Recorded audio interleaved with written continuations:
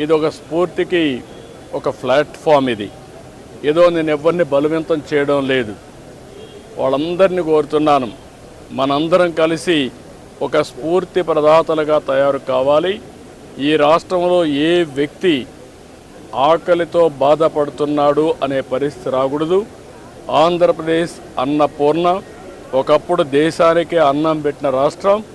ఈరోజు మన రాష్ట్రంలో ఏ ఒక్క వ్యక్తి ఆకలితో బాధపడకుండా కడుపు నిండా తిండి పెట్టే పరిస్థితి మనం తీసుకురావాల్సిన అవసరం ఉంది. ప్రభుత్వం పెట్టలేక కాదు, ప్రభుత్వం పెట్టగలుగుతాం. దానికంటే ముఖ్యంగా ఒక స్ఫూర్తికి ఇది ఒక ప్లాట్ఫామ్గా తీసుకుని మీరందరూ భాగస్వాములు కావాల్సిన అవసరం ఉంది. ఇది ప్రజా ఉద్యమంగా ముందుకు పోవాలి. నేను అందుకే P4 తీసుకొచ్చాను.